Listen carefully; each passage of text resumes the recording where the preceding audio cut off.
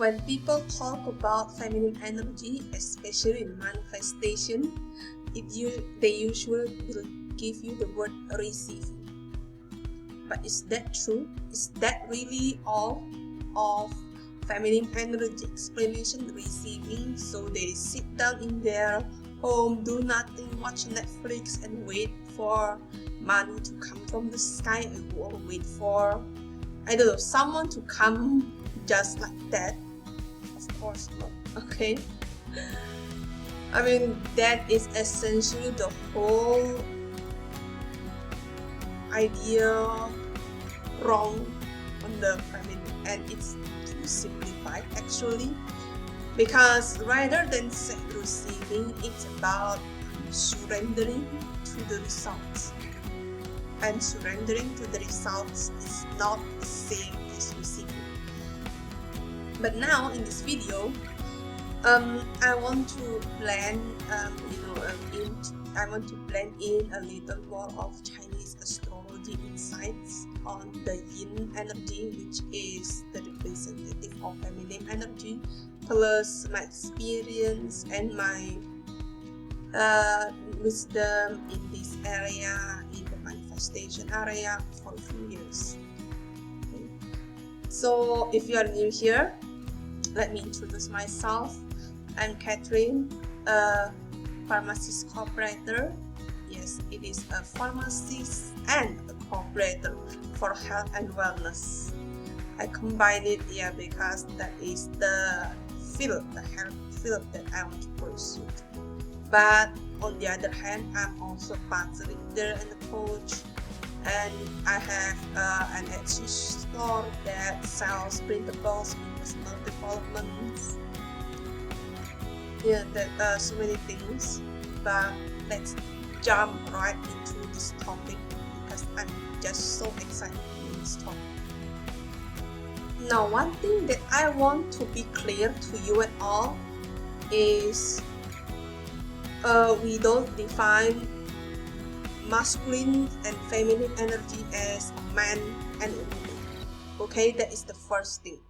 So actually I've seen this with my client, especially with women with either a full-blown masculine energy or a woman that has a lot of masculine energy within them. It doesn't necessarily mean that they're a tomboy or they're a lesbian or something. It's just their energy and their personality to taking initiative, taking charge of their actions, especially in work. They're more initiative, of course. They are more dependable and more trustable as the leader. Okay, so if you're watching this video, please take out those traditional perspective of masculine has to be a man and feminine has to be a woman. Okay, it's not. And I've also seen a man with full-blown feminine energy. It doesn't mean that they are a sissy or girly, or they are too feminine, they wear skirts. That's not the truth at all. Okay, because we'll talk that in the next topic, but it's not.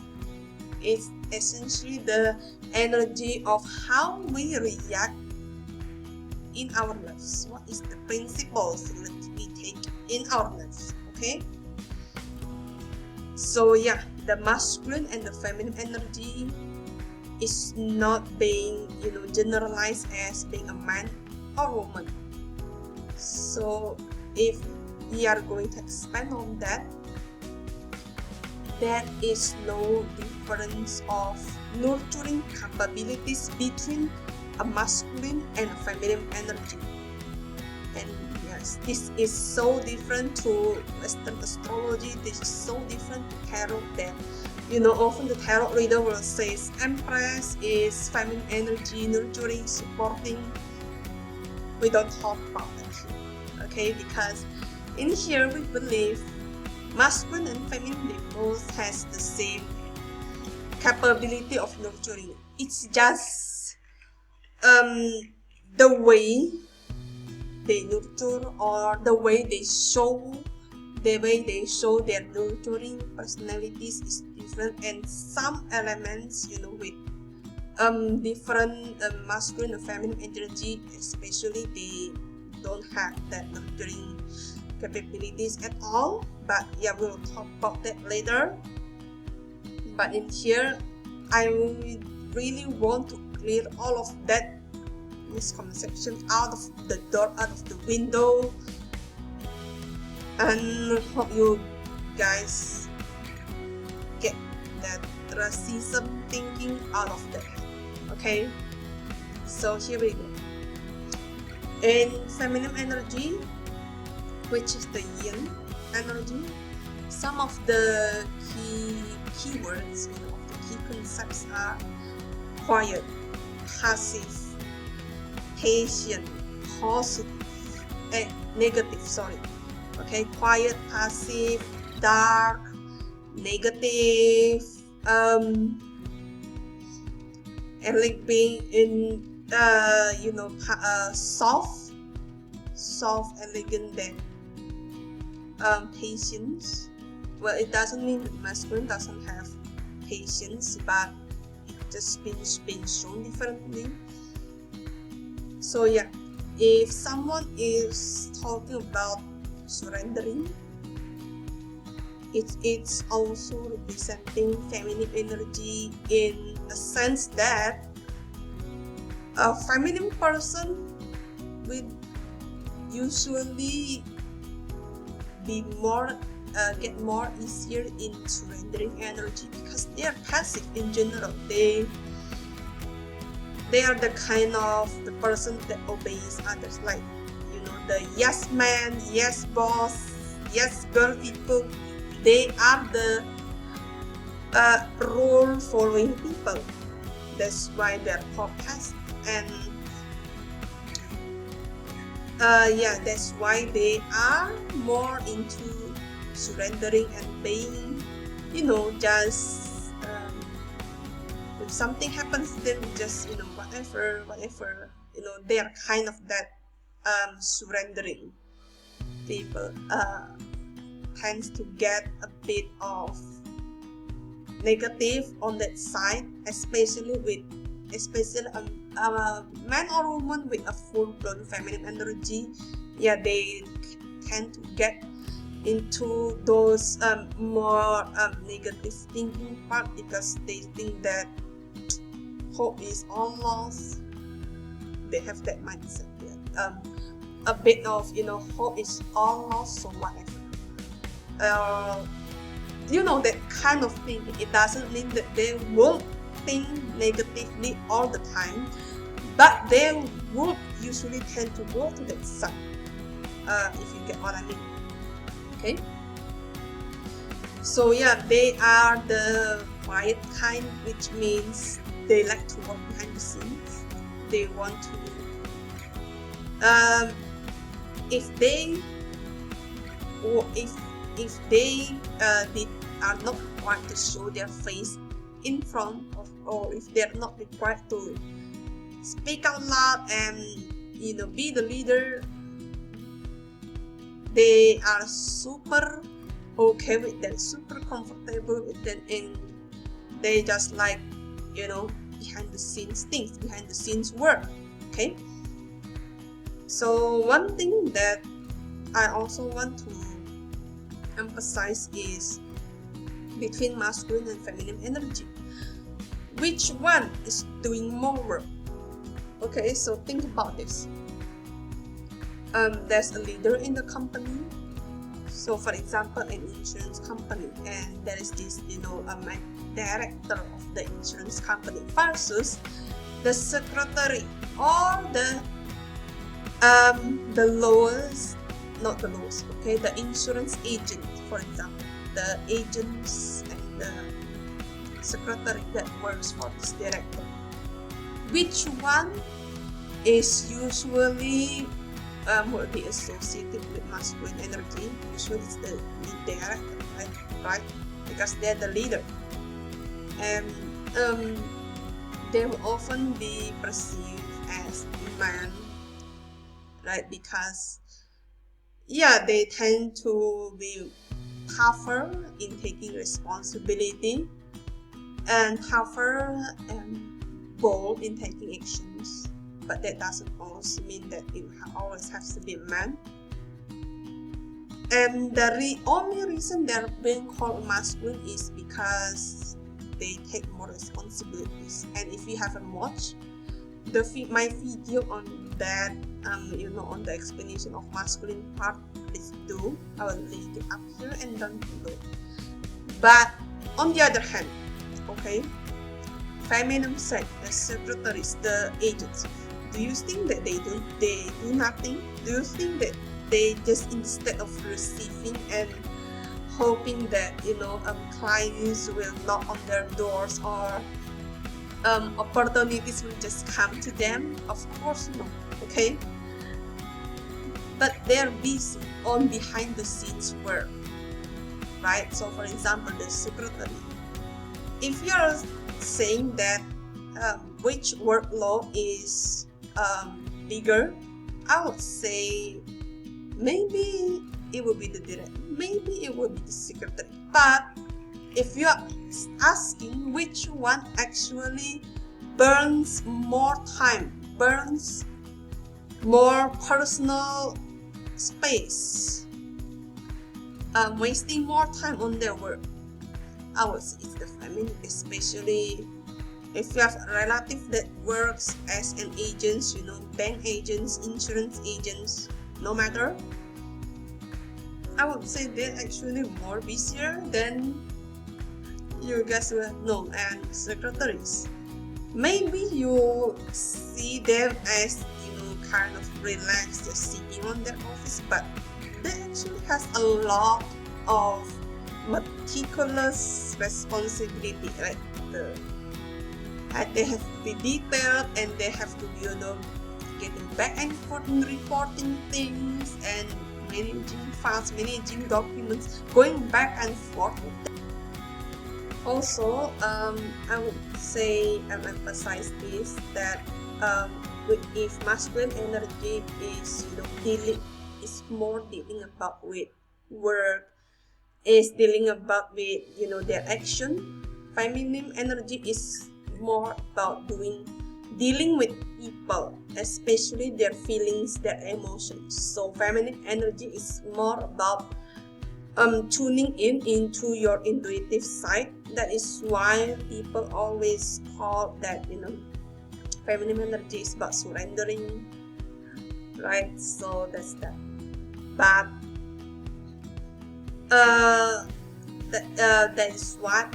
But that is why feminine people, because they were into their emotions and feelings more, they also have this tendency to think about all of the worst possible outcomes. So if you can get inside their heads, you will see that there's this branch of so many possible outcomes for only one thing or one incident, one experience.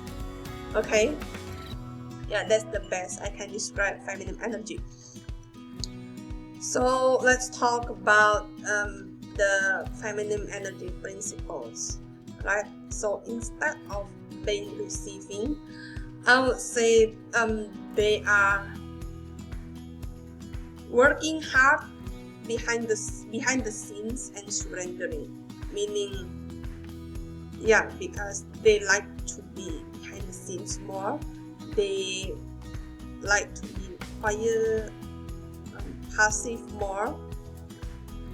So I would say they are behind the scenes, working behind the scenes and surrendering. I mean, that's quite a mouthful, but that is the best representative sentence I can get. Not as straightforward as the masculine energy. And now let's talk about toxic femininity, because we don't talk this much often. It's not common in the workplace, it's not common often talk in personal development, but it exists actually. So we usually call this the person that has too much feminine energy on their natal chart, right? And since no matter in man and woman, it will usually manifest in a few different areas. One of them is the most obvious, super negative thinking. Like we know we cannot be we can't be more careful with things. We knew that, yeah, we still need to be double checking things and doing the fact checking works. But with feminine energy, they are usually just so extremely careful. I mean, that's one of the feminine energy good qualities is meticulous and careful, but at the same time, if you are being too negative, too careful, and being too hypocrite,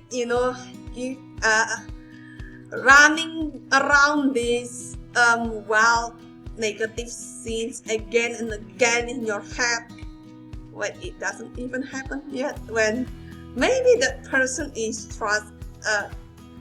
just a nice person, they're trustable, but you're the one that keep running these scenes up again and again. That becomes a little bit of drama, right?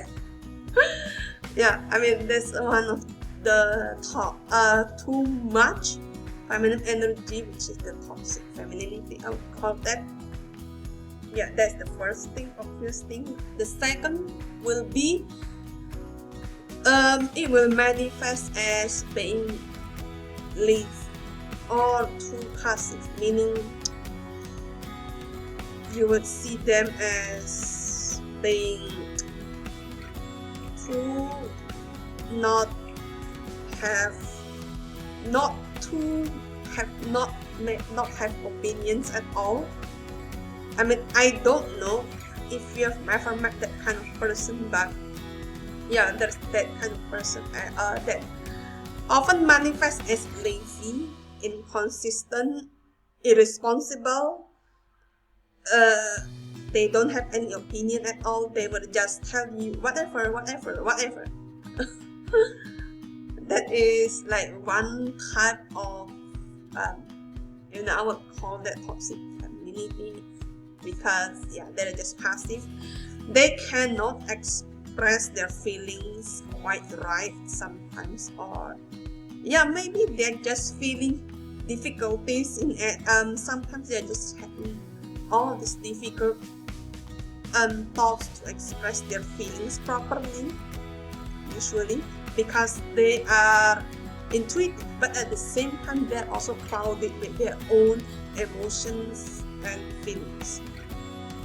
So that's that. Complicated, but yeah, I hope you get that up until this point. Yeah, there's not too much things about that except these two things, but let me know if you have more ideas. Comment down below, and yeah, let's go straight into how you actually get to manifest with this feminine energy.